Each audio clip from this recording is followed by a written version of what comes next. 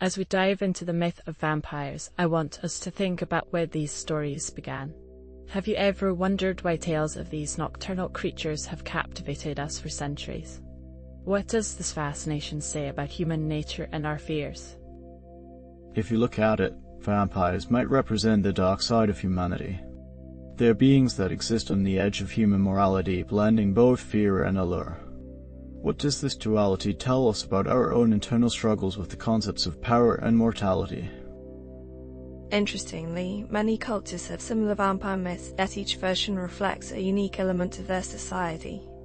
This suggests that while fear of the unknown is universal, how we process that fear varies. What do these variations reveal about the societies they originate from? I think it's also a testament to the human imagination. We've adapted the vampire myth through literature and film in ways that mirror societal changes, like questioning authority or the allure of the forbidden. Our vampire is merely a canvas onto which we project our evolving values. So, as we explore this myth further, let's keep these elements in mind. Vampires might just be reflections of our deepest questions and fears.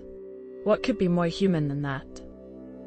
As we delve deeper, let's consider how the historical origins of vampires reflect societal concerns of their times. From tales of revenant corpses in Eastern Europe to the blood-drinking demons in ancient cultures, each myth echoes distinct fears. How do these pervasive legends mirror historical anxieties about mortality or the unknown? Absolutely, Michelle. If we look at the 18th century vampire hysteria in Eastern Europe, it was a time riddled with plagues and death concerns. Vampires then became symbols of fear of disease and cultural otherness. What do you think drove such deep-seated fears and their expression through vampire myths? Precisely, Guy. Similarly, in China, the jiangshi, or hopping vampire, reflects fears related to improper burial and ancestor veneration, which shows how societal values shape these myths. How does the cultural context transform perceptions of life and death across different societies? And as these myths crossed borders, they evolved. Consider Victorian England, where Bram Stoker's Dracula mirrored the anxieties about immigration and moral corruption. Two vampires evolve in literature and film to reflect each era's unique social dilemmas, thus becoming mirrors of our societal fears. Fascinating how these vampire stories adapt over time, yet always embody our deepest anxieties, posing timeless questions about life and morality. As we move forward, consider, are vampires simply storytelling tools, or do they reveal intrinsic truths about human nature and collective fears? Building on Ryan's point, literature and film have not only reflected societal fears but have also shaped our modern perceptions of vampires. From the seductive Dracula to the tortured souls in Twilight, how have these narratives influenced our cultural identity and understanding of fear? These stories often serve as metaphors for power dynamics and forbidden desires. For instance, Anne Rice's The Vampire Chronicles delve into immortality and existential dread, challenging the notion of eternal life as enviable. Do these works reflect our inner conflict with the desires that both entice and imprison us? Indeed, the symbolism is prevalent throughout vampire lore. In an interview with the vampire, the relationship between Louis and Lestat explores themes of domination and dependence. It raises questions about identity and freedom. How do these stories ignite introspection about our personal quest for autonomy in an interconnected world? While vampires start as monstrous figures, many modern tales present them as anti-heroes, compelling us to empathize. This shift suggests a change in how we digest fear, turning it into fascination. Are these transformations in narratives a response to our evolving relationship with fear itself? It's like our perceptions are a dance between terror and allure. As we reflect on these influences, consider, do these cultural portrayals of vampires merely entertain, or do they echo deeper truths about our struggles with desire, fear, and identity? Building on how modern portrayals of vampires reflect societal changes, let's delve into their symbolic meanings. Vampires often embody the fear of immortality mixed with the torment of endless existence, showing how desire can become a curse. Could they be illustrating our struggles with balancing ambition with consequence? Agreed, Michelle. The power dynamics within these tales often mirror our social hierarchies and personal conflicts. Manifestations of control, as in Rice's works, urge us to question the cost of eternal power against the backdrop of existential angst. Do these themes resonate with how we perceive autonomy and control in our lives? Absolutely, Guy. By exploring the intimate connections between vampires and humans, narratives like the originals examine the fine line between love and possession. Could these stories be urging us to reconsider interpersonal relationships in light of freedom and dependency? And let's not overlook how the idea of vampires as reformed creatures in stories like True Blood reflects a modern interpretation of redemption. Are we using these narratives to negotiate our acceptance of flawed beings and the possibility of change? These stories indeed force us to confront the duality of desire and fear. As we continue this exploration, think about how such tales do more than entertain, they challenge our very understanding of self and society. What truths do these reflections hold about our personal evolution and shared human experience?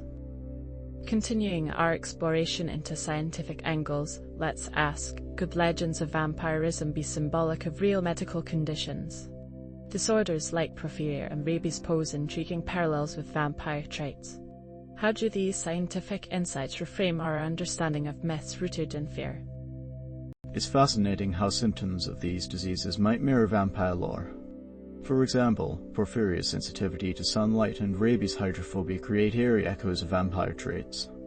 Are such medical conditions simply coincidences, or do they fuel the legends themselves? Furthermore, consider how these fabrications might have masked real social issues diverting fear. In times of plague, it was easier to blame the supernatural than confront the unknown medical truths. Is it possible that such stories provided societies a coping mechanism? Diving deeper, don't myths like vampires represent deep existential fears, a way to personify mortality and the unknown? When science couldn't explain, perhaps fear and legend filled those gaps. Could these narratives symbolize our timeless struggle to understand life's mysteries? Precisely, Ryan. As we bridge myth with science, we see how human fears manifest and evolve. Let's keep questioning. Do these legends persist because they speak to universal truths about vulnerability and the quest for knowledge? Shifting our focus, how has modern pop culture turned vampires from fearsome creatures to commercial sensations? Shows like Buffy the Vampire Slayer have reimagined vampires, making them heroes and villains. Does this signify a change in our collective perception, where fear morphs into fascination and profitability? Absolutely, Michelle. The commodification of vampires is evident in countless franchises. Consider the massive success of Twilight, which transformed vampires into objects of desire. But what does this say about our evolving cultural values, where something once feared is now romanticized and marketed? Intriguingly, our embrace of vampires highlights the societal shift towards exploring taboo topics through a safe lens. Gothic romances allow us to blur the lines between fear and fantasy. Could this be an indication of our growing desire to explore complex emotions and themes through accessible narratives? And yet, this commercial appeal goes beyond entertainment. Merchandise plays into escapism, allowing us to indulge safely in darker fantasies. Are vampires, through their multiple media representations, providing a conduit to confront societal taboos and personal fears within a cultural framework? Considering the impact of pop culture, it's interesting how vampire narratives often connect with psychological themes.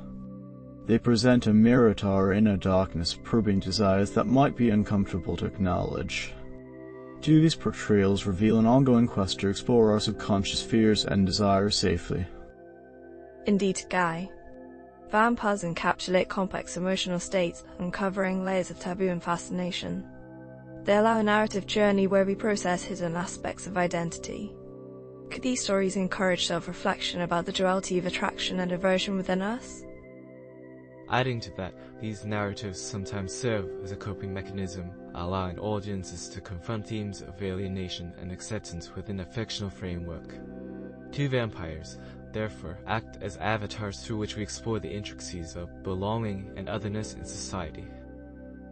It seems these layers of symbolism in vampire myths not only entertain, but also engage us in self-exploration. They invite us to ponder identity, fear, and desire. As we conclude, let's consider, how do these explorations reflect our evolving understanding of self and society, and where do they lead us next? As we wrap up, it's remarkable how vampire myths continue to evolve, revealing much about our society. Do these stories simply entertain, or do they provide profound reflections on our fears and desires? Vampire stories definitely compel us to explore dark facets of human nature and societal structures. How might they continue to adapt as society changes? The potential to address social issues while captivating audiences remains strong. What future dilemmas might vampires help us navigate? The vampire myth's adaptability allows it to mirror our personal and existential challenges. What new forms will these legends take to stay relevant?